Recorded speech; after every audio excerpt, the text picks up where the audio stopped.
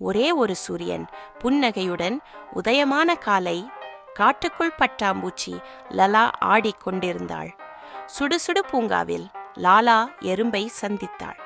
வணக்கம் எறும்பு என்றாள் லல்லா. எறும்பு சிரித்தது. நான் எல்லா பூக்களையும் பார்க்கணும், நல்லது செய்யணும். லாலாவின் இதய கனவு இது. திடீரென மழை வந்தது. லாலா காற்றுக்கு எதிராக பறந்தாள். ஒரு இலைக்கீழ் தஞ்சம் அடைந்தாள்.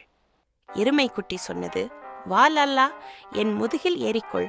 நான் உன்னை பாதுகாப்பாக அழைக்கிறேன். மழைக்கு பிறகு வானவில். லாலா சொல்லினாள், வானவில்லில் பறக்கணும் போல இருக்கு. வாழ்க்கை ஒரு பரப்பு அல்ல லல்லா, ஆனந்தமான பயணம். குயில் சொல்லும் உண்மை. விழா தொடங்கியது. மான், குரங்கு, நரி எல்லோரும் நடனமாடினர். லாலா மகிழ்ச்சியில் கலந்தாள். ஒரு ஒளிப்பாதை காட்டை ஒளிரச் செய்தது. லாலா அதில் பறந்தாள், நம்மை வழிநடத்தும் ஒளி.